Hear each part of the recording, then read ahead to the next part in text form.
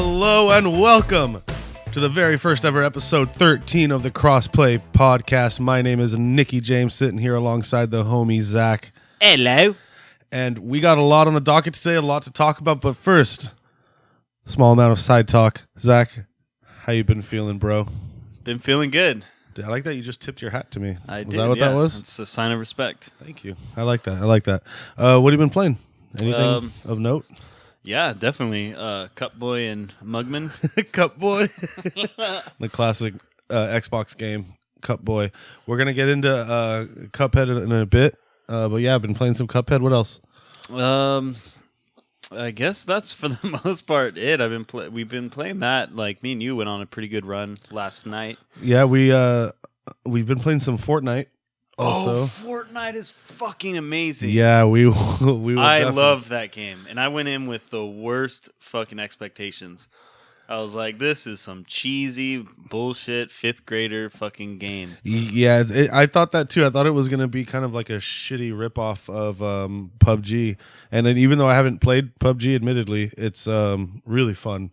Really so much fun. And the building aspect adds a lot to it. But we'll get into that in better detail. Sniper Towers. Woo! Sniper Wolf Towers. Sniper Wolf, shout out. What's up, baby? So do you actually... You said you actually watched her the other day? I did. I watched a couple videos. How was it? Would you call yourself a fan? I didn't subscribe to her channel, but you know, it's good content. I haven't watched her gaming, so I can't say that. I can't really have a fair assessment. Well, for me, I've been editing some Sonic Mania Let's Plays that are pretty damn funny. Those will be out the first week of October, so keep a lookout for those. If you like what you're hearing, you can follow us over on Twitter at CrossPlayPod, and you can also read the blog over at wordpress.com/crossplayentertainment. You can also support us over on Patreon at patreon.com/crossplayentertainment. Let's get right into the news. Diving in head first. Biggest news of the week, probably. Red Dead 2 has dropped a new trailer on us the other day. Hell yeah. Hell yeah. Did you see it? What did you think about it? Let's give me your impressions. Let's talk about it. I saw it, and I'm really excited for it. The story, it seems to be a completely different story. Same universe, but it's not necessarily a prequel, definitely not a sequel. So that's kind of exciting to me because I don't want them to ruin the character. Right. Of John. They could have destroyed John Marston had they used him again, and I think the assumption was that it was going to be another John Marston story, and it wasn't, which is good. Which I think is pleasant really surprise. So, what other impressions do you have of the trailer? Just what you saw? It looks to have a really heavy story, which I think is great. The main character, also kind of like John Marsden, isn't 100% good. He's a bit of an anti-hero. Yeah, definitely. With that one, what did he tell the kid? His mom was sitting in the background crying. She's wearing a black dress, and he's like, "And maybe when your mother's done mourning, I'll keep her in black on your behalf." That is such a good threat. It's very threatening. But he seems like a very surly but like authoritative character. Like in the very beginning of the trailer when he kicks the guy who's sleeping by his campfire, and he's like, "You got my money? I seen your name on our ledger." Like it's just really cool, but like I'll fuck you up. Yeah, No Country for Old Men. Cut to the chase. Yeah, really, really cool. So what we learn from it is we see Dutch Vanderland, who from Red Dead 1, he is the kind of the guy that trained John Marston to be a bandit, and it kind of adds to the story of John Marston, because I think you come across a young John in this game, and I think he is forced into the bandit life. I think Dutch kills his father. Kills Marston's father? Yeah, Marston's father, and his mother's already dead. So that kind of forces him into the life with Dutch Vanderland. And I think a young John Marston is kind of tortured by the main character, Arthur Morgan, from Red Dead 2. And I kind of have a lot of money riding on the bet that John Marston kills you at the end of Red Dead 2. I think that might be the story there. I'm not basing that on anything, just my my 2 cents. Yeah, so just wishful hope.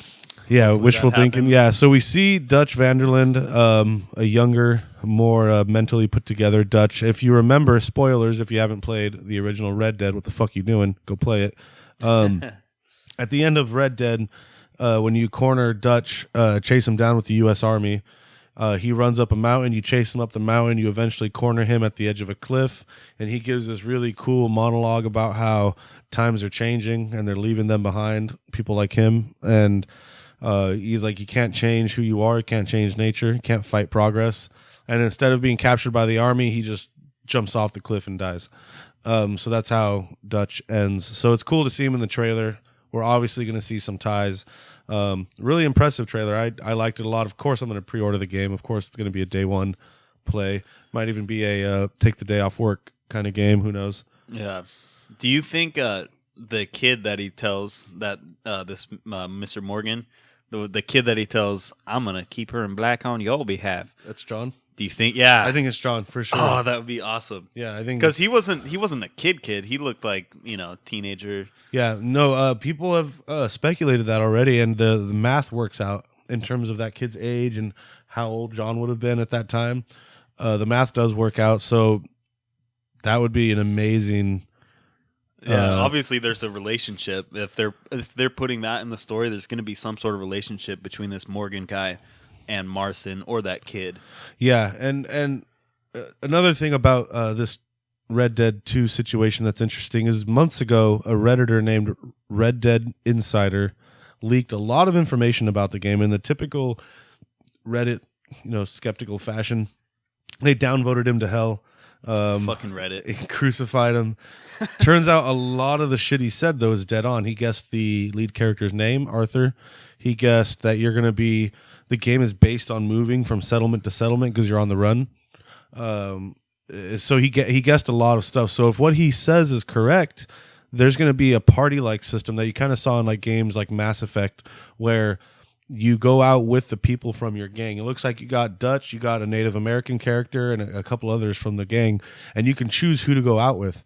So it's kind of a cool party system that'll be interesting, and it makes sense because of what Rockstar did in Grand Theft Auto 5, where in their single-player story you could switch between I'm forgetting all their names all of a sudden. You could switch between all the three of the lead characters on the fly. So it's a little bit of a deviation from that in that you got a party system now, but it would make sense. That would be a natural evolution of that system for Rockstar. Yeah. Moving on down the list here.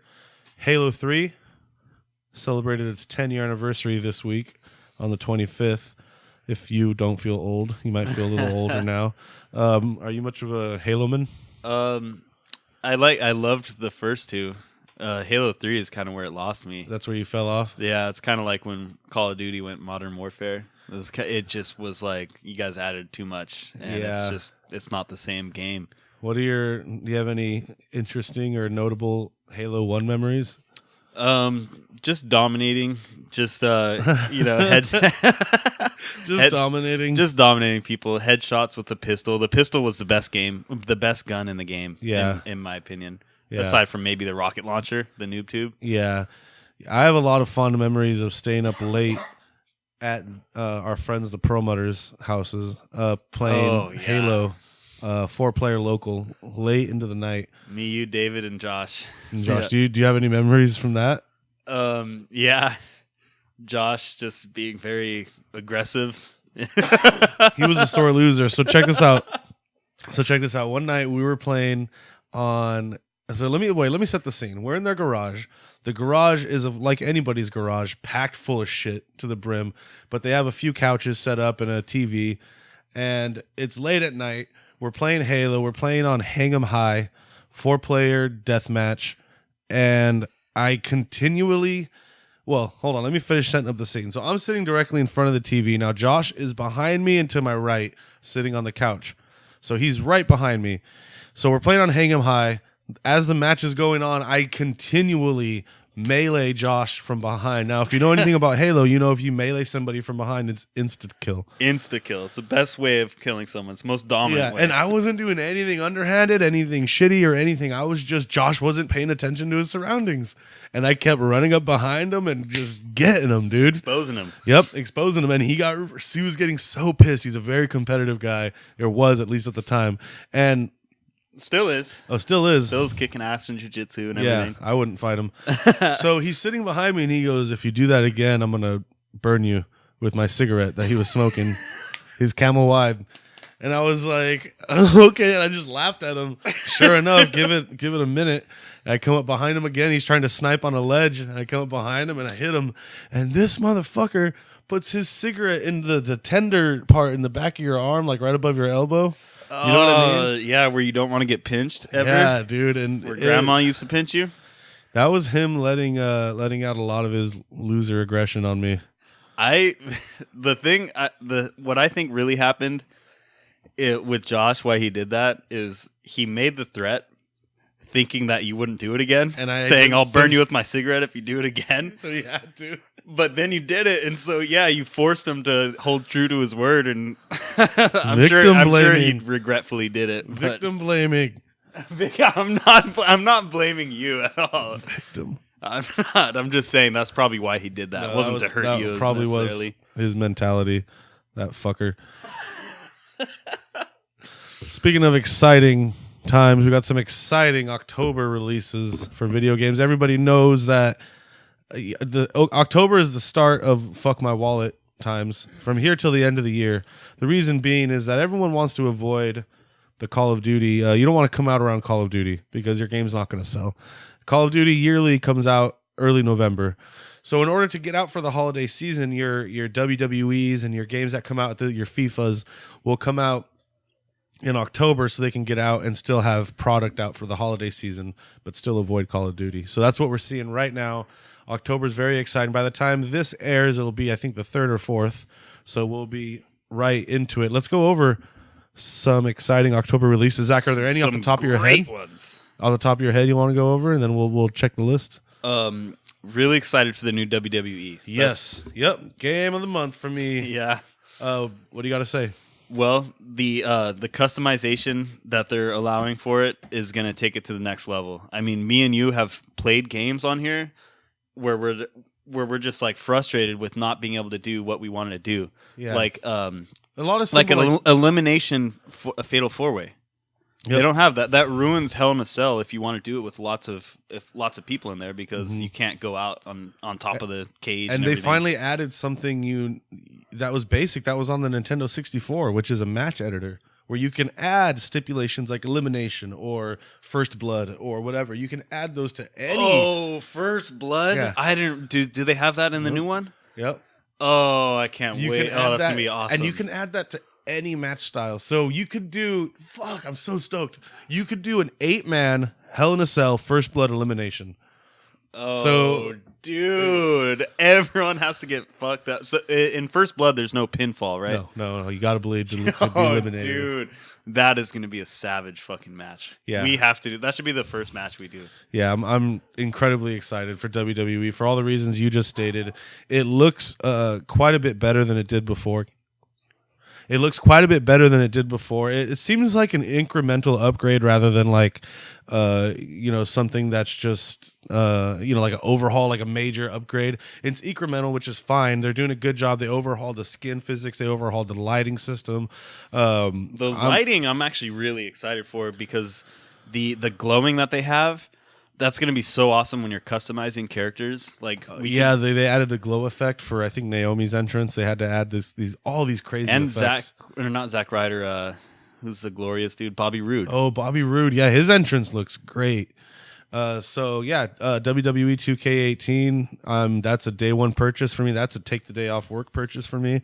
I'm going to be I'm definitely doing Let's Plays that day.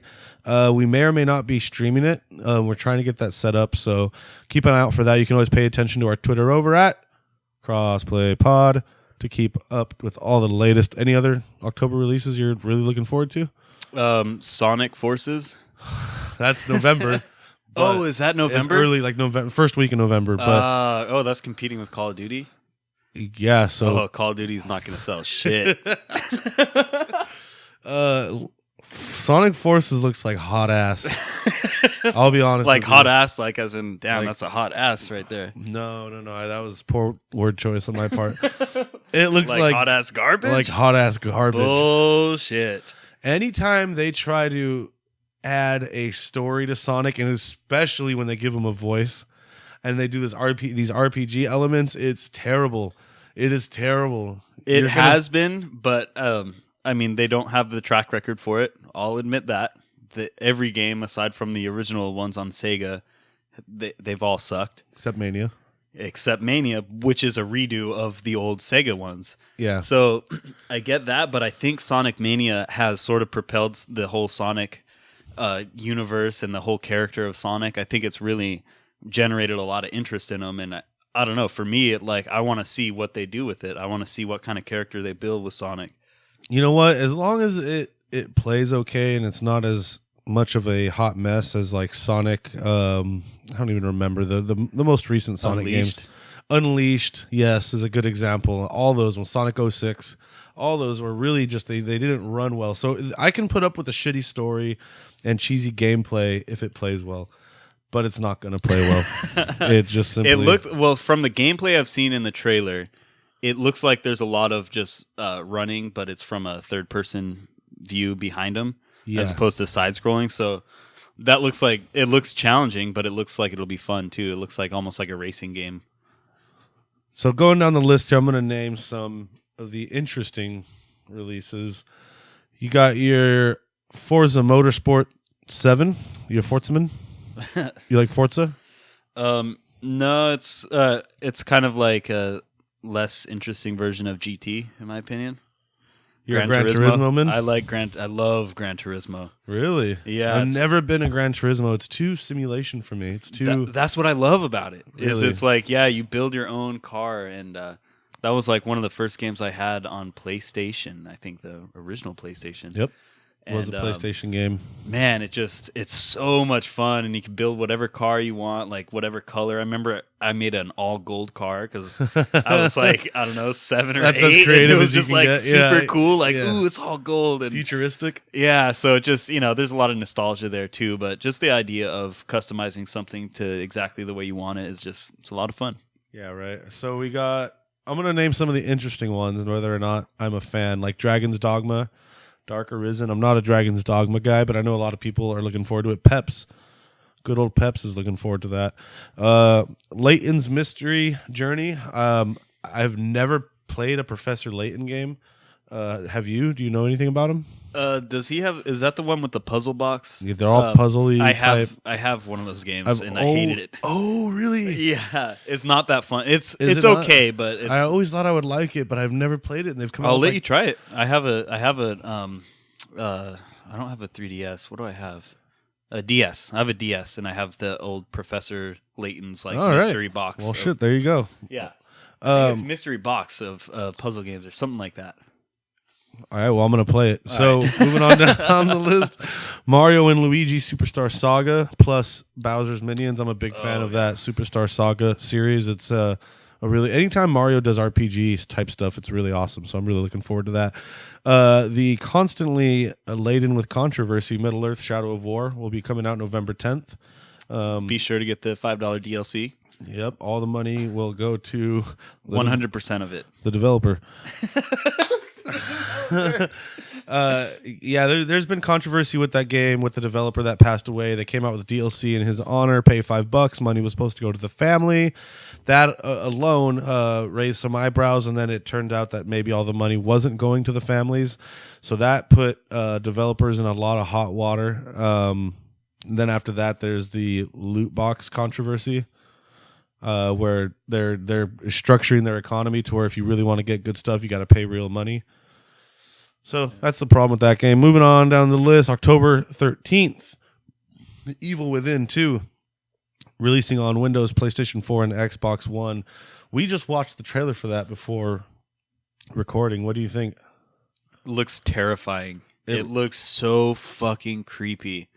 And like the whole, even the end when he's like getting dragged down into that white, like thick, milky substance. Yeah. That doesn't sound right, but that viscous, thick, seminal. But yeah, it just looks so like creepy. It just, I don't know. It looks like it'll give me nightmares. It looks fantastic. One time I tried playing The Evil Within, got about 10 minutes into it, and was like, "F this." But maybe I need to give it another chance. I have a really short attention span. If a game doesn't get me right away, I bail. So maybe I need to give it another shot. Did you play it? No, so let's do that. Let's do a let's play. We should do it together. We have a lot of fun playing horror games together. We did Resident Evil 7 last year. We gain courage from each other. Yeah, we definitely. I wouldn't have played Resident Evil 7 alone. I'm a big old puss when it comes to scary games. No, I have my Bible next to me. I'll play it in the daylight. We got Gran Turismo Sport coming out for the PlayStation 4. You're a Gran Turismo, right? Oh yeah. So I've actually never played that game. Have you seen any of the trailers or anything for this one yet? I haven't actually. All right, maybe we should, and we'll talk about it a little more next week. Yeah. South Park: The Fractured But Whole. Such a great name. Being released October 17th, also for the Windows, PS4, and Xbox One. How are they so funny / punny? Dude, I'm so into this. Fractured butthole. I've already pre-ordered this game. I recently replayed and beat South Park: The Stick of Truth. Amazing game. Like 9 out of 10, maybe even 10 out of 10. It's such a good game. I can't overstate how much I'm looking forward to that. However, not looking forward to it as much as dropping something on the table. WWE 2K18 also being released to Nintendo Switch, Really? PS4, Xbox One, and Windows October 17th. Was the last one on Windows too? Yeah, they're usually on Windows, but Windows, as usual, because the mustard race is like the redheaded stepchild of a lot of these developers. So they're like, yeah, we're going to come out with the Windows version when we get around to it. Don't worry about it. We'll do it when we do it. And then the version comes out, it's not optimized. It's got a lot of problems. It's got a lot of glitches, and they don't even address it because they're like, hey, money's over on consoles. So we're gonna put our resources over there, fixing that stuff, you know. Yeah. So yeah, but the Switch, that's a huge return. I don't think WWE has had a game out for Nintendo consoles since WWE 12. So it's cool. If you have a Nintendo Switch, you can play WWE on the road now. So that is so fucking cool. That is cool. Makes a Switch a must-have for me. There's a few limitations. You would figure it's a Nintendo console. You're not going to get the PS4 version. They don't get the 8-man matches. They are limited to 6-man. There are a few others in terms of like graphical limitations and stuff, but the biggest one is they don't get 8 men. So yeah, WWE 2K18 must buy, day one purchase. October 19th, just a couple days later, Age of Empires, the definitive edition, is being released for Windows 10. Fuck, man, this is a crazy. We're only halfway through the month, and it's already shaping up to be amazing. There's so many games. Now, the Age of Empires is just sort of a redone original Age of Empires. Yeah, it's a remastered Age of Empires with all new pathfinding, all new graphics engine, all new animations for like buildings being destroyed. It's just completely redone, and it looks amazing. So I'm really looking forward to it. How much is that going to be? Do you reckon? I don't know. I don't know for a fact. I would hope it's no more than 40. Yeah, same here. How much would you pay for a game like that? 30. 30? 40's even a little... 40's, yeah, maybe a little steep. A bridge too far, so to speak. Yeah, I'd wait till it goes on sale. October 20th, we got Fire Emblem Warriors. For Fire Emblem fans, this is a big deal. Not so much for me. Peps likes that one, doesn't he? Yeah, he's a big Fire Emblem fan. He's our resident Nintendo guy. October 24th, Destiny 2 being released for Windows, finally. Losers. Mustard race. You suck with your stupid drivers and... all your driver's issues. Yeah, drive this. October 27th, Assassin's Creed Oranges comes out for Windows, PS4, and Xbox One. Could not care less. Assassin's Creed needs to go away for a few more years. Super Mario Odyssey also being released the 27th. R.I.P. Assassin's Creed. Also, Wolfenstein 2, the new Colossus, being released the 27th. Jeez, that is a jam-packed day. That's going to be a great game. The new Wolfenstein. Yeah, looking forward to it. The E3 trailer blew me away. Yeah, where it shows it's like 1950s America, but it's all Nazis, like in a milkshake bar, like getting milkshakes and stuff. It's a really cool alternate history. I love historical stuff like that. Like Fallout 3 did it too. Yep. So that's pretty much it in terms of interesting October releases. So that seemed like more than 10 games we just named. Yeah, it seemed like a lot of games. So for us Let's Players, that's good news because it's going to be no shortage of things to play. So really excited, really looking forward to that. Moving on down the list here, we're going to go over this really quick. Blade Runner 2049 seems to be going against expectations and is kicking ass right now, sitting at a 96 on Rotten Tomatoes as of this morning, Saturday or Sunday morning. What do you know about Blade Runner? Did you see the original? I haven't seen the original. Me either. It's a huge gap in my movie knowledge. But it's not really our generation's movie. No, like it's a lot of the older people at my work, when I told them I hadn't seen it, they were fucking astonished. Like as if I committed a crime. They couldn't believe it. Really? But so I would ask the younger people that go into the bar, and I'm like, "Hey, have you ever seen Blade Runner?" And like 90% of them are like, "Nah, I never saw it." Yeah, no, you're right. It's not really of our generation. I wonder if you need to have seen the first one to really fully get this one. I don't know, but I'm gonna watch it anyway. I feel like if people are gonna act like I'm missing out on the best movie ever, then I'll give it a chance. Yeah, I'll give it an hour of my life to impress me. You know what I mean? Yeah. So I hope that there's not a lot of fan service in this new one though, where they make unnecessary references to little facts in the original movie. Oh God, so many like nudge, yeah, replicants, where everyone who knows it is gonna laugh extra boisterously, and you're just gonna be looking around like confused. Yeah. It's really cool to see Harrison Ford still putting in the bangers, that aren't Star Wars. And I know this isn't a new IP or anything, but it's still cool to see Harrison Ford. First big movie since Bruno, right? Was he in Bruno? He had a very great interview with Bruno. We need to watch that again. We watched it like a year ago, I think, together, but I forgot. No, it's a very, very small part. It's like Bruno goes up to interview him, and he's like, "Harrison Ford, tell me about your latest movie." And he goes, "Fuck off." And he just keeps walking. Oh, Harrison Ford. Never change. And stop flying airplanes, please. You keep crashing them. How many has he crashed? He's been in like 2 or 3 accidents in the last 2 or 3 years. How do they let him fly? He's dude? Indiana he's fucking Jones. That's a hazard, though. Like if that was a car, he'd have his license taken away. As someone who works in an airport, if a guy his age walked in with that mean mug on his face with a bullwhip and was like, "I'm taking the Baron outside, I'm taking the plane out there," I'd let him. I'm not gonna get hit by that bullwhip. I'm gonna go land on the golf course. And just takes off. Where's my family? So the SNES Classic launched this week, and surprise, surprise, the launch seems to be going okay. Jason Schreier over at Kotaku.com writes, "One might expect after the great SNES Classic pre-order debacle of 2017 that launch day would be a disaster, but it actually seems to have gone pretty well. You might not be able to just stroll into a store and snag one of the slick limited edition retro consoles, but it seems like people who put in a bit of extra time this morning were able to get them without much problem.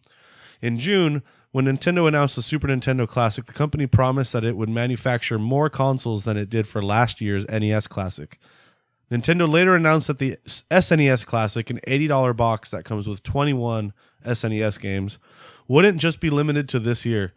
Recognizing how massively popular the sleek console had become, the company said it would ship more SNES Classics through 2018. The console goes on, but the point of the story is that, surprise, something went smoothly for once at launch. Launches almost never really go well.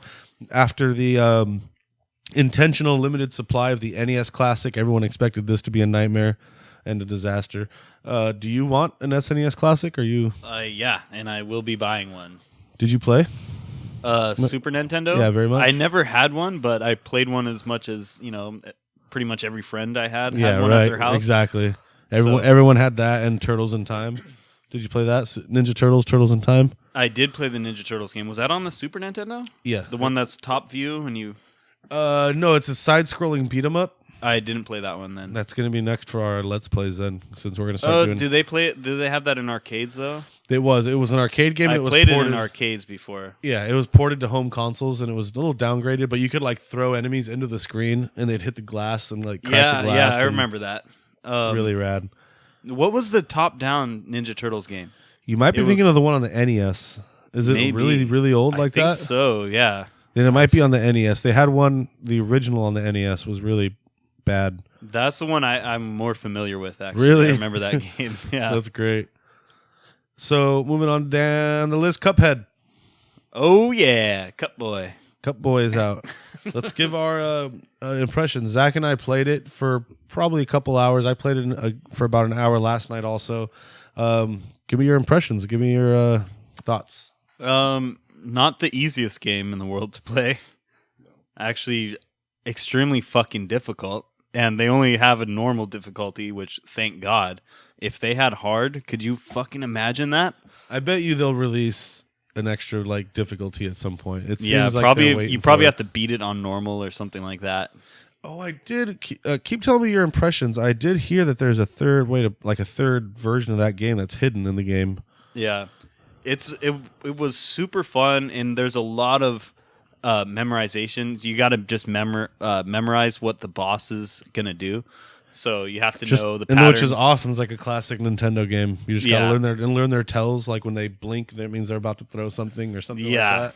Yeah, very, very classic, but super fun. And as difficult as it was, it makes you just want to replay the level and beat it. It doesn't make you want to, hang up your controller and go cry. Yeah, and the fact that the load times between tries are only like 2 seconds really makes it easy to keep playing. Yeah. Who was that one boss? It was the blue ball. It's like one of the first bosses. Jose and I beat that last night, finally. How fucking long did that take? Maybe about a half hour.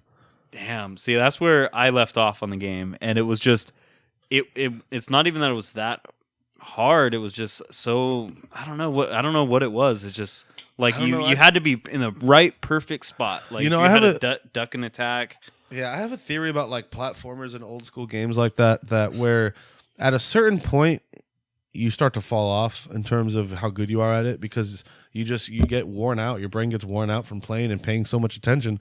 So I think the key was just we needed to stop for a while and come back later because when me and Jose played it wasn't that hard. Yeah, I think you're right. Because we had already been playing for at least an hour by the time we got there. I would do things that I knew would get me killed repeatedly just out of just like frustration, just out of like routine, just like, oh, here I go, I'm going to die. Yeah, I don't care. I just run into a guy and get hit and just not give a shit. I did that so many times. Me too. Exactly. So, So if you had to rate that game out of 10, what's your official crossplay? This is going to go in the annals of time. I would give it maybe 6.5, 7. Nice. Out of 10. 7 being average. 7 being average, yeah. Or, I guess, well... As a game, the artistic style is 10 out of 10.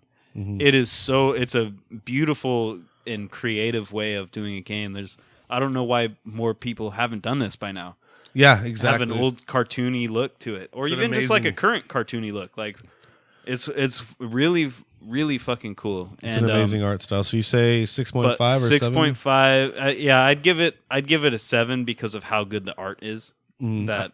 I would play it, but I don't see it I don't see it being a game that I play and have to beat, It's not one of those games for me.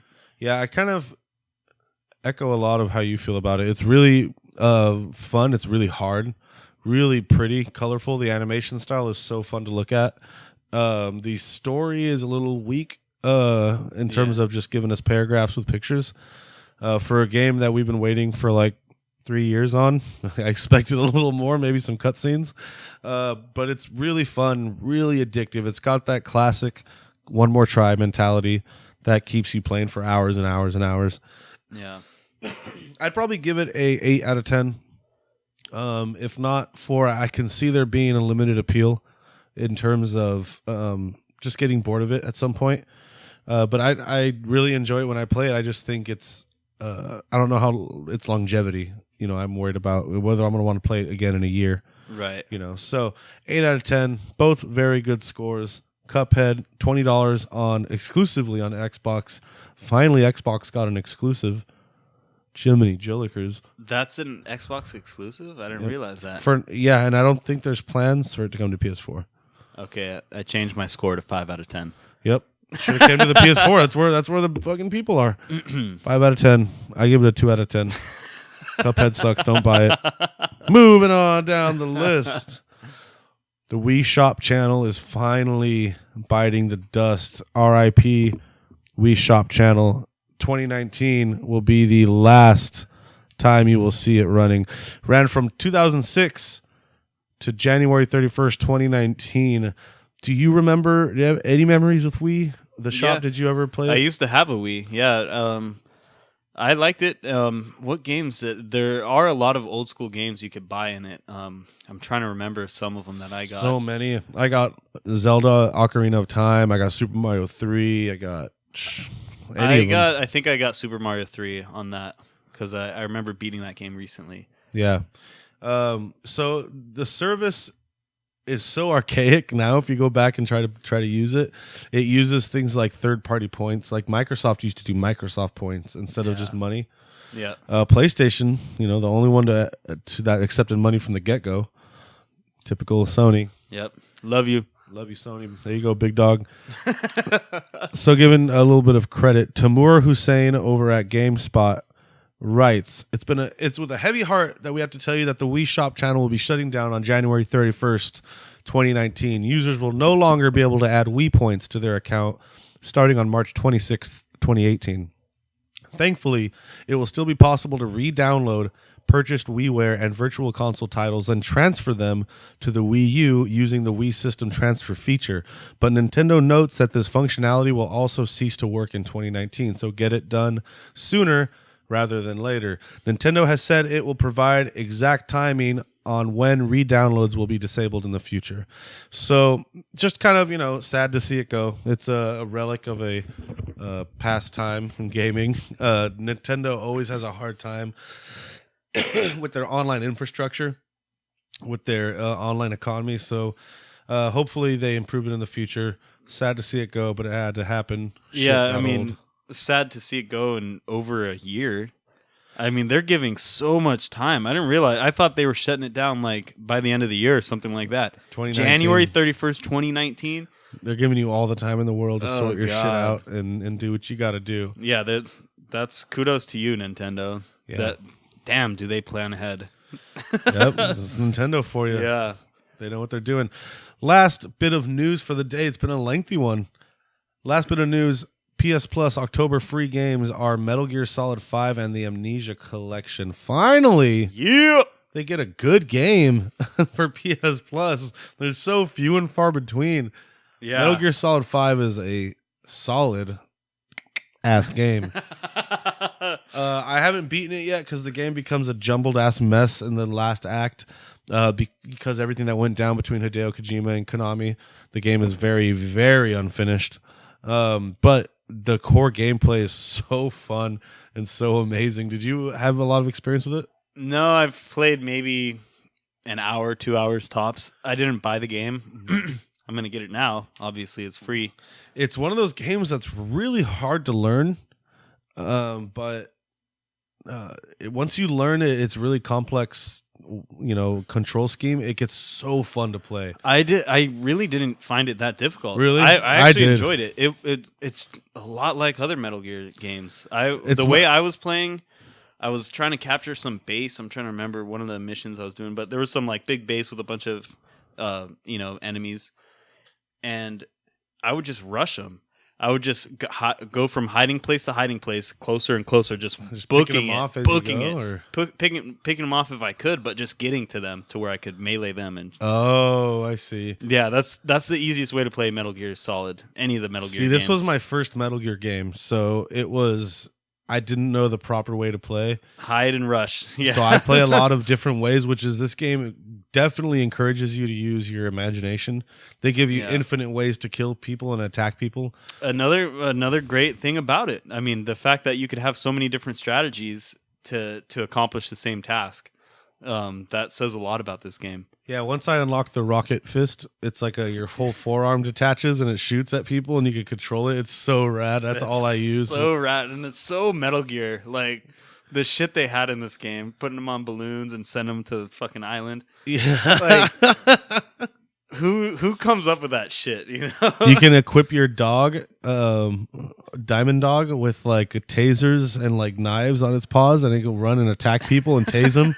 And like do backflips off of them like Lucha Dog. It's such a great game. I need to get back into that shit. Yeah. So yeah, if you have PlayStation Plus, do yourself a huge solid and get Metal Gear Solid 5. The Amnesia Collection too, to touch on that really quick. Very scary game. Very it's not jump out and scare you. It's like visceral mind fucking type of scaring. So it's a collection. I believe it's 3 games maybe. So go get that as well. It's free. Free 50, can't beat that. Is it the game that goes like, oh my God? No, I forget what game that is. I wish it was that game. Oh my God, Jennifer. Oh.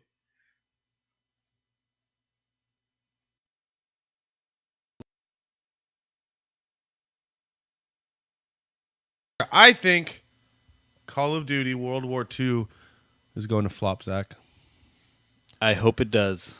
Ooh. You know I'm a Battlefield fanboy. Is that why? Is that what it boils down to? You're a Battlefield man? And it was just like that was too smart of a move on their part. They beat him to the like punch. just to one up them. They beat him like to the that. punch. Yeah, it was so. It's you got to commend them for that, but at the same time, you got to be like, "Fuck you guys." Yeah, I kind of feel like it's a little too late. Here's the reasons why I think it's going to flop. People have already gotten their old school war fill from Battlefield. Yeah, a much better game. It's got no buzz around it. Normally this time of year, it's all Call of Duty, but nobody's talking about it. There's even a beta out, and nobody's talking about it. That's a good point. The little that I have heard about it isn't exactly praising it. They're not destroying it, but they're just saying, "Yeah, it's Call of Duty." Yeah, which is nope, that's not good. Yeah, that's not what you want at all. Like that was supposed to be the departure from more Call of Duty. Yeah, which is what it's been for fucking 10 years. Exactly. So Call of Duty again. Yep, Call of Duty. It's like Madden. You know, it's like Call of Duty 2012. Just start naming them after the years. Yeah. So that's the biggest red flag for me is that no one's talking about it. I saw What Culture did a video on it, and that's what they said. They said, yeah, it's more Call of Duty. It's not anything that's gonna set the world on fire. So cool.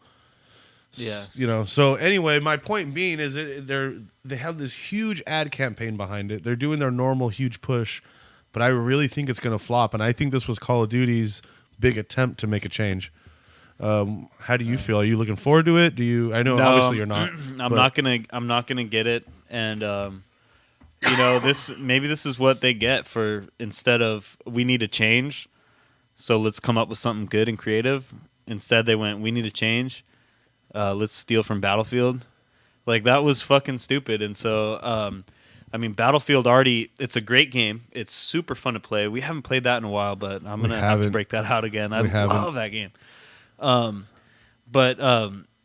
that, you get that feel, kind of like you mentioned earlier. You get that sort of old school war feel from it already, and it does it well.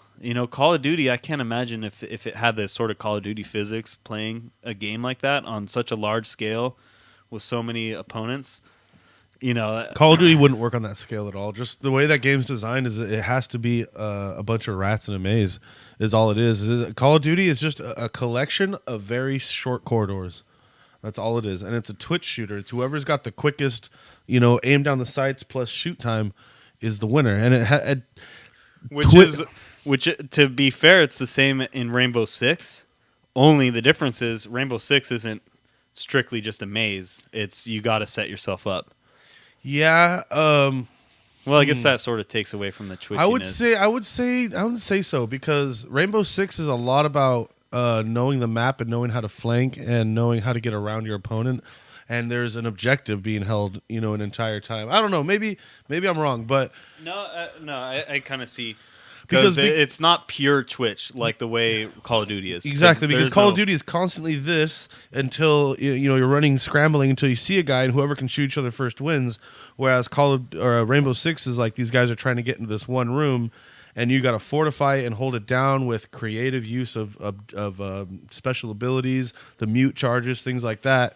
And if you know the map well, you can flank your enemies, but I guess the same applies to Call of Duty. Shit, I don't know. Kind of, but maybe I'm just defending R6. No, I think Rainbow Six has way more strategy. It's not just finding a good camping spot. It's how can you manipulate the map? Also, how could you use your special abilities? Call of Duty doesn't have that. I mean, they have different classes, but they don't have a special character who has this one unique fucking thing that. What's your history with Call of Duty? What's the first and last one you played? The last one was Modern Warfare 2. So it's been a minute for me. What was the first one you played? I think the very, very first one. Just Call of Duty? Yeah, Call of Duty, which I want to say was World War II, though. It wasn't, if I remember correctly. But it was fun back then, but I remember my biggest shooter was I liked Medal of Honor and SOCOM. SOCOM U.S. Navy SEALs was never too into SOCOM. Is that a really popular game? I know it was one of the first games to use like online communications and tactical Navy tactics to win. Yeah, it was really cool. It kind of almost reminded me a little bit of GoldenEye, the story mode, because there were different levels, like the snow level, there was like a desert level, things like that, and it was. You had to advance along a big map. They had really huge maps, and it was a third-person shooter, though. Oh, really? I believe so. Maybe it was first-person, but damn, dude, it's so foggy for me. Yeah, it's been a long time. That was on PlayStation 2, so yeah, prove me wrong, Call of Duty. Come at me, bro. I think it's gonna flop. I think it's okay. Flop's a strong word. Let me define what I mean. I think it's not gonna meet sales expectations. And okay. I think it's going to be yet another year of decline in the Call of Duty franchise. So, moving on to the topic of the show, Fortnite. Holy shit, Fortnite. Me and Zach started playing it recently. I think it's fair to say we're both pretty hooked.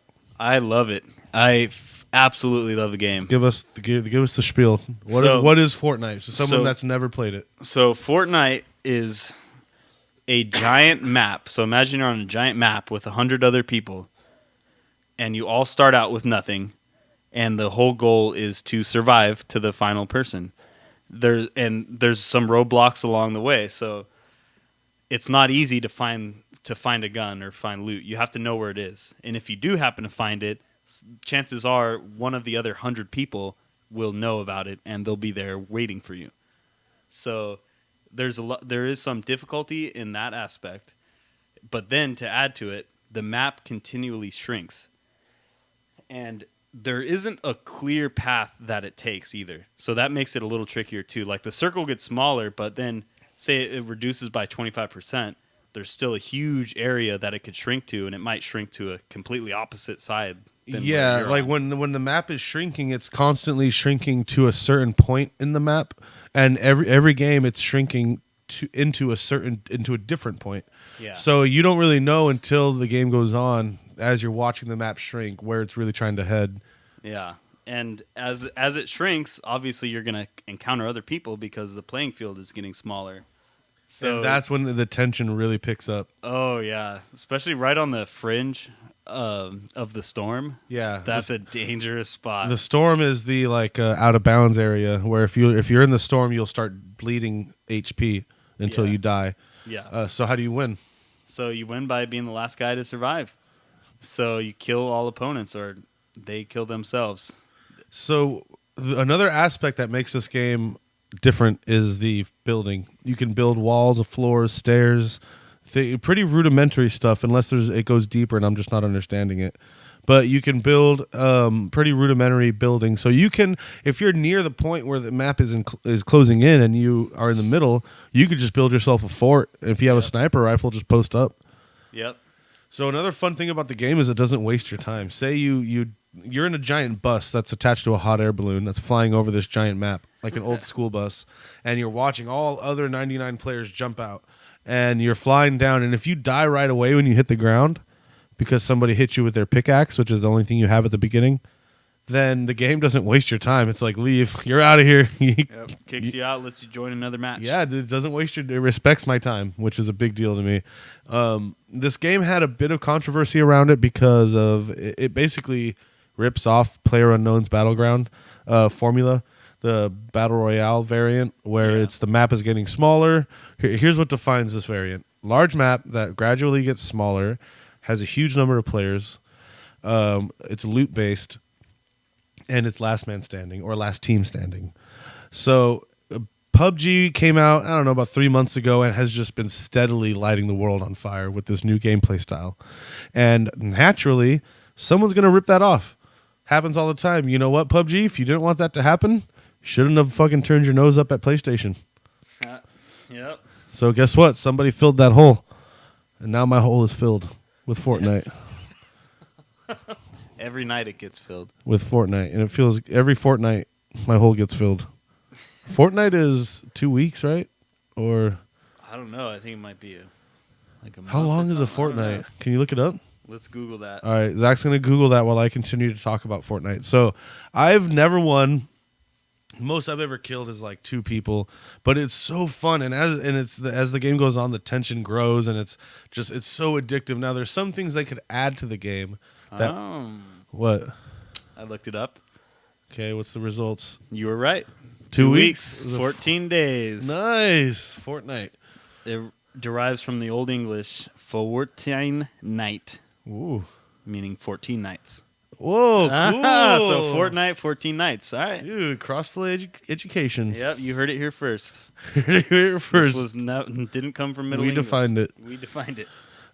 So they could add a few things to this game to make it a little more, have more longevity to it, like more loot, more varied loot. They could add character customization.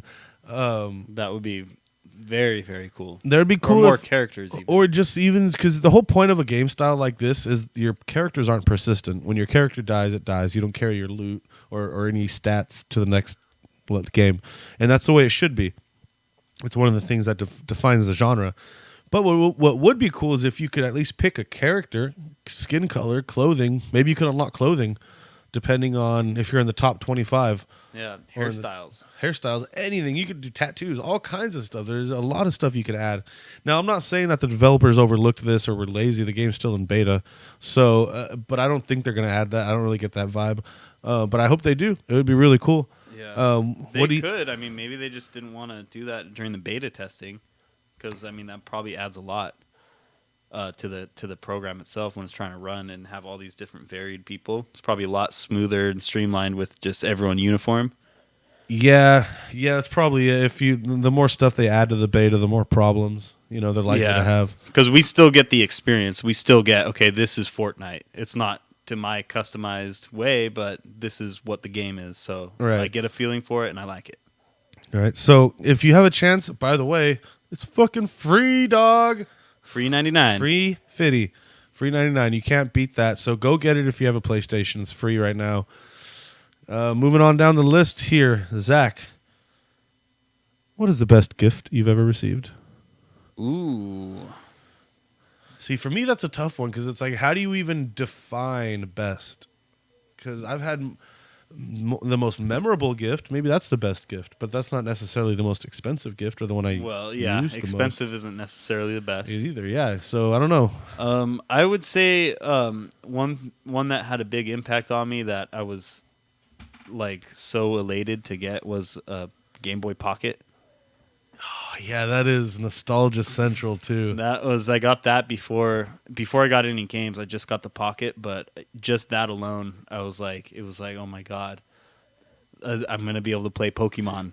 Was it atomic purple? It was black. It was all black. I have it still. I showed it to you. Oh, Remember? yeah. You still have it. Wrong. Something's broken with it. I think it might be the game, the Pokemon Red, trying to play on it. But oh yeah, we messed with it one day, right? Yeah, but something's going on with it. So, but anyway, yeah, that man, that was just so. I was so happy to get that. And then when I was really into Pokemon at the time. I had some exposure to it with friends who had the game, but the TV show, I got up every morning and watched it before school. And you were a before school Pokemon man. Yeah, yep. I think like 7 a.m. I was an after school Pokemon man. I'd get off school, and the bus would drop me off about near a mile from my house, and I'd walk home. And every day at at 3:30, I believe, it was Pokemon. And then Cops was at 4. And then Cops was again at 4:30, and then 5 o'clock was Home Improvement, and then 6 o'clock or 5:30 was Home Improvement. 6 o'clock was King of Queens. Can't believe I remember all this. 6:30 was The Simpsons. Wow. I don't remember what was on at 7, but then 7:30 was The Simpsons, and then 8 o'clock we'd switch it over to like the WB. For dramas for our Buffy on Tuesdays, our Dawson's Creek on Wednesdays, and Monday it was wrestling. Thursday it was wrestling. So that WB. I love the old commercials with the frogs, and they'd get the cast members from every show to like reluctantly dance in like the studio lot while the cartoon frog like danced around them. Yeah, I love old TV. As you can tell, I can't remember what I had for breakfast, but I remember my television schedule in 6th grade. Priorities, folks, priorities. So the best gift you ever received was the Game Boy. Yeah, the Game Boy. See, mine, it's hard because I'm of two minds when I think of this. The knee-jerk reaction to that question is my Nintendo 64 that I was given Christmas 1996. It was the most influential in terms of like what I do in my day to day. It made me a gamer, basically. Solidified. I mean, I had played a Nintendo before that, and Atari a little bit when I was a kid, and Super Nintendo. But like, this was like, this is my console now. I'm a gamer. This is mine now. I'm going to be into games. Obviously, look at what we're sitting here doing today. It had some effect on my life. Yeah. But the most meaningful gift I ever received is that guitar that's sitting right next to us. My dad bought it for me in 2005 when you and I were going to the Christian high school together. Yeah. He bought it for me for my birthday in 2005, and it was cool because it's a big gift to receive. I never really got big gifts. We didn't have a very money-rich family, so big gifts weren't really in the question a lot, but I got that, and it told me he believed in me as a musician, which was really important. You know what I mean? Yeah. So that's the most meaningful gift. Obviously, I still have it. It's near me. So that might be probably the most meaningful gift I've ever gotten. But my knee-jerk reaction is to kind of say the 64. Yeah. So let's do your forgotten game of the week. I believe you're up, right? Oh, yeah. I got a doozy this week. Godai Elemental Force. I doubt you've heard of it. I had not heard of this game until you brought it up. Yeah, it was on PlayStation 2. Came out in 2002. Okay. That's pretty early PS2, right? Yeah, it may have been a launch title. I'm not sure. Okay. But it was essentially like a beat 'em up. It was you had to go on missions and attack people, kill bosses, and it was all melee. So you had some ranged weapons, but for the most part, it was a sword, butterfly knives, or a pike, or something like that. And it was like a third person, right? Yeah. View? It was a third-person view. It had fixed cameras in each, because back in PlayStation 2, so a fixed camera in each room or each stage of a level, and it was just really fun to just go around and mash buttons. You just mash your attack and you do combos. So kind of like that, but it was clunky, and so looking up when I first thought of this game to do, I looked up a lot of reviews, and for the most part, they all kind of shat on the game. Yeah, I did a little research on it myself, and the game is not looked kindly upon. It got 2.4 out of 10 from Metacritic. That is a horrible score. Very horrible score. But you know what's funny is when you look up reviews from critics and the video game industry, for the most part it's negative. But for people who play the game, the reviews are kind of positive. It had a great score. It had great music that I think I showed you a little bit when it was, it starts out really simple and every different song just sort of builds and at first I was kind of hating on the music. I was like, it's really empty sounding, and I wish they'd do more. And then right after I said that, they did more. Like it broke out in better music. So the music is actually really good, and that's kind of, it seems to be a theme across our forgotten games of the week that we've had. We've had Vector Man, Winback had really good music. What's one I just did recently? Army Heroes. Oh yeah, Army Men had really good music. Gladius had amazing music. This game has really good music, so it's just it's a kind of a cool Asterix theme. had great music. Oh yeah, I remember saying that about that game. Yeah, I wonder. So music in games must have a pretty huge impact, at least on your memory. It must, because maybe when you're young, especially, you know what I mean. Even old, like music, just like you could probably sing like 50,000 fucking melodies. Oh, yeah. Like there's so many melodies that there are so easy to remember, so many rhythms and things like that. But I mean, things like that, just they really get stuck in your memory. It's kind of interesting. That's another topic for another day, is video game soundtracks. Because, man, I could go on that for a very long time. Yeah, it seems to be what's jogging our memory for these old games. So yeah. Very interesting. So did you beat this game? I did, yeah. And I remember even as a kid, because I got it when I was pretty young. How did you get it? I got it on Christmas with my PlayStation 2. Oh, okay. It was I got that. I got Metal Gear Solid 2, and I got ATV Crossroad Fury. Were you really stoked when you got the PlayStation? I was fucking ecstatic. That was close up behind the Game Boy Pocket in terms of really. I want to hear that story about getting that PlayStation. So what else did you get with it? With the PlayStation? Yeah, just that. I think I got a tutorial disc or something like that. like a game demo disc or something. Yeah, and my mom made sure that I opened that one before the actual PlayStation or any of the games. Nice. And so I got them like, oh, okay, that's cool. And I think she thought it would confuse me, but I was pretty sure like, okay, I got a PlayStation too. Yeah, you gonna put that together? Yeah, I'm not that dumb, Mom. Come on, Mom. But, so back to Godai. You said you beat it. Right? I beat it because playing it, I was aware of how frustratingly clunky it was.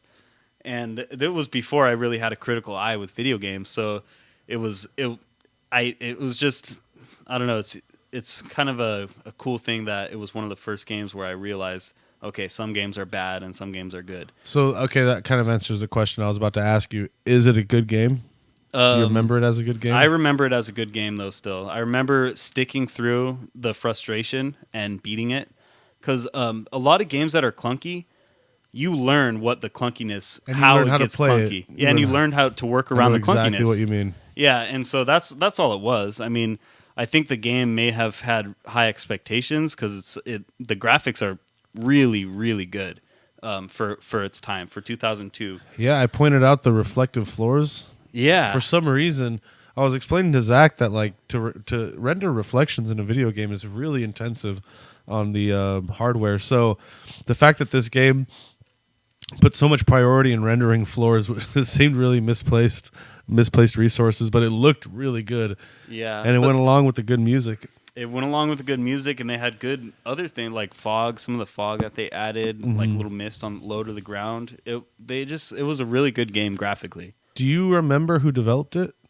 3DO. Oh, that's right. 3DO. Yeah, yes. it's a 3DO game, which is also cool. I mean, 3DO had great graphics. So mark it down. That's the second 3DO game to make an appearance, and I forgot. What was the other one again? Army Men 2, Sarge's Heroes. 3DO. Army Men, Sarge's Heroes 2. Yeah, 3DO. Yeah, they went out of business in, I think, 2003. They went down. Oh, so this was one of the last games then before... It had to have been one of the very last games they did. Damn. I hope it wasn't Sana. nail in their coffin. Because it was a good game. It was better than the critics gave credit for. Well, good. That was really enlightening. So that is your forgotten game of the week. Godai, Elemental Force. Look it up, and don't look it up in lists of like top 10 worst games ever, because it's not. Because they're gonna shit on it. Yeah, they're gonna shit on it. Just watch some actual gameplay, or get the game, buy the game. I'm sure it's dirt cheap. Yeah, I'm sure you're gonna pay more for shipping than you will in the game. So I have forgotten game of the week duties next week, and I already know what game I'm gonna do. But I'll give you a little bit of a hint. It is for the original Xbox. So that's the hint. That's it. That is your whole sucks. hint. It's a party game. That's all I'll say. That is all I'm gonna say. Gauntlet? No, Gauntlet's not a party game. You party with Gauntlet? I do, yeah. It's like party every time. Shit gets wild when you put in Gauntlet on Party the Xbox. every time I play Gauntlet. Don't know what you're doing. So get with it.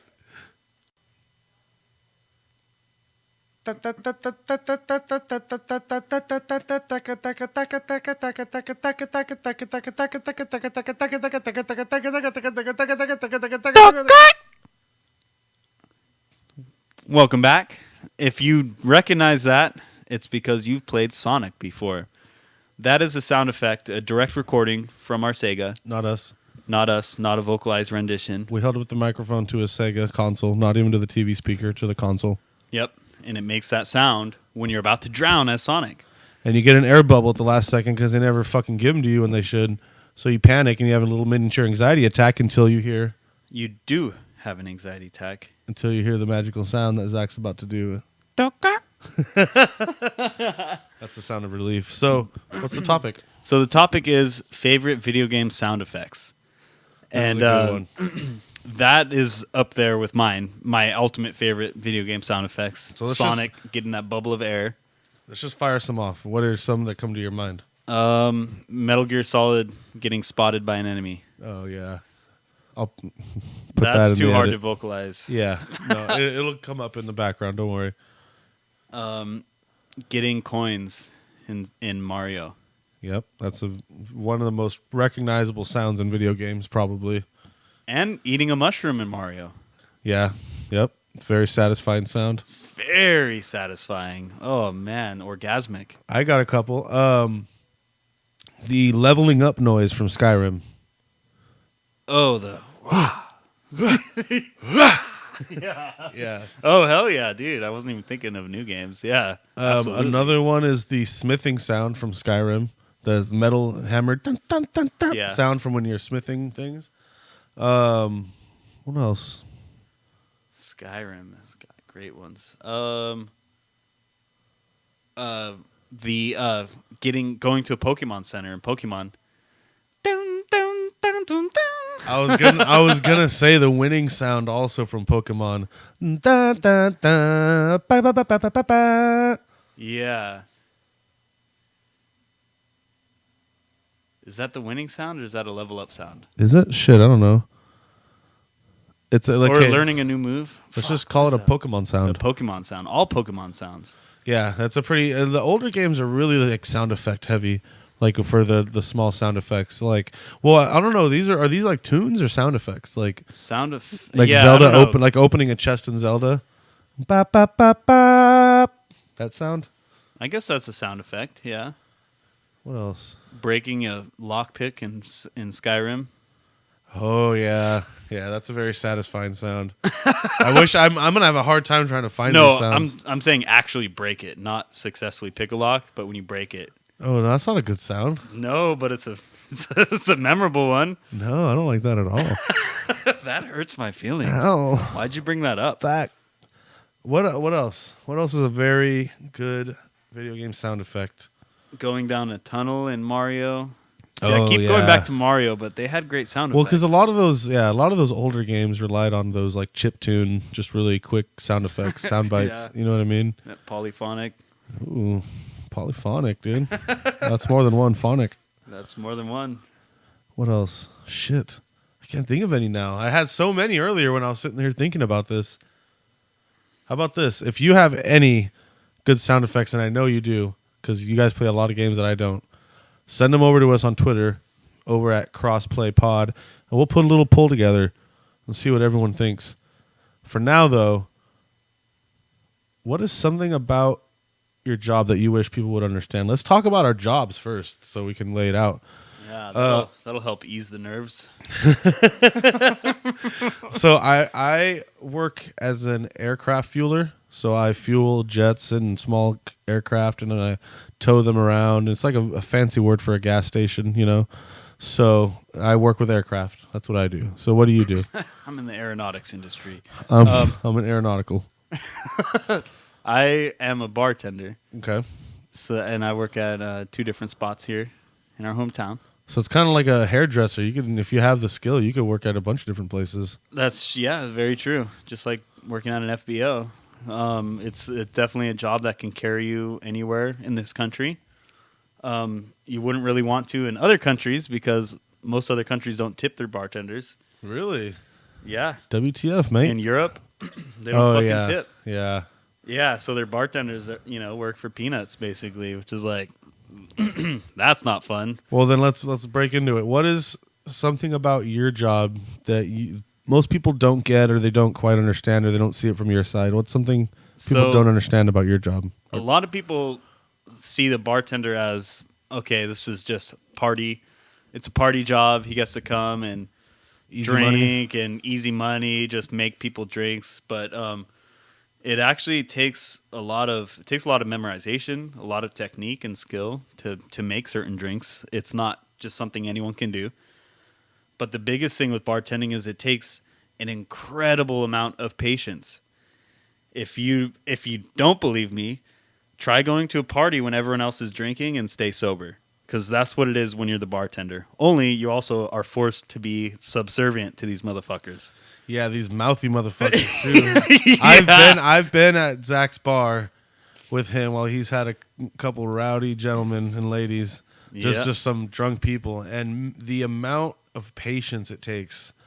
I just sat there watching him work, and I was like, I can't believe Zach would never let someone talk like this to him in the street. Like, basically, is what I'm saying. Yeah, and I mean, there's still a line you draw there, but you try to resolve everything because people are drunk. You try to resolve everything the smoothest way possible, and to do that, you have to really bite your tongue sometimes, like any customer service job, really. Yeah. But the difference is everything is kind of pushed to the extreme because alcohol is involved. So emotions are fucking sky high for everyone. Yeah, yeah. And you're getting, especially at a bar where you get regulars, you're getting not the most mentally stable people, maybe, because it's the type of people that go to bars all the time and drink daily aren't always the most, because some of the people we've seen there clearly have had some city miles on them. Yeah. It's not all the guy getting a cocktail after work. You know what I mean? Yes. So you deal with some characters, is my point. Absolutely. And that's part of what makes the job great, though, at the same time. So sorry. What did I miss when you actually stated like what the thing is that people don't understand about your job? Oh, yeah. What was can you say it the again? amount of patience that it takes. Okay, that's what I thought. And that it's not a job that you go to have fun and party and, meet people and things like that. It's not like that at all. It's you go to the job and you try to create a good atmosphere at the bar for people to drink and have fun, but you also gotta, you gotta cater to everyone. And to do that, you really have to be patient. And so it's not as glamorous as you'd think. Right. So for me, I work at, like you said earlier, an FBO, which is basically a gas station for aircraft. And a lot of people think the job might be, so simple as sticking a hose in an aircraft and as easy as filling up your gas tank. Yeah, it's like filling up a car, when it's really not. Not only because of the different variations in aircraft, they're not like Chevys. They're not custom made for every idiot to use. For example, certain aircraft use something called PRIST, which is an anti-icing additive, which basically means that it stops their fuel lines from freezing when they're at really high altitudes because it gets really cold up there. So some aircraft require it, some don't. You got to know which ones do and which ones don't, and you got to be able to communicate to pilots. And because if you don't put PRIST in an aircraft that requires PRIST, it's going to have enough in its fuel lines to get up to altitude, but then it's going to freeze and that thing's going to drop like a rock. And there's been plenty of news stories that I've seen just because I'm in the industry of aircraft that have crashed because a fueler didn't put prist. You know what I mean? Wow. So there's just some shit at stake. Yeah. There's stakes. There's lives at stake. But to answer the question plainly, is that we're much more than just putting in hose in a plane, because we're also, we're CSR. We're customer service people. We're booking your food. We're booking your, catering. We're booking your hotel. We're booking your rental car. We're moving your $65 million aircraft. We're trusted with a lot. And some of these guys are guys that are getting paid, depending on the minimum wage in your state, getting paid anywhere from $8 to $20 an hour to move $65 million or more aircraft. Some of them are cheap, air quotes, as far as aircraft go, $80,000 aircraft. But a lot of what we move are multi-million-dollar aircraft. So there's a lot of trust being put into that guy that a lot of these pilots look down on as like a fueler, just a regular fueler. So just the job is much more multifaceted than it would seem at face value, just like any other job, right? Yeah. So I guess it's kind of a generic point to make, but I've been in the business for like 5 years and I've seen the way a lot of people look at the people in my position, kind of like you would look at just, I don't know, anyone that is a really menial job. Yeah. And it's not that menial. We're being trusted with a lot of money in our hands. Yeah, huge responsibility. So moving on down the list to the very last topic of the day. It's been a long one, but a great one. We're glad to close it out with this sweet ass topic of frustration. Zach, no. So maybe next time I'll hit you in the nuts and then hand you a controller.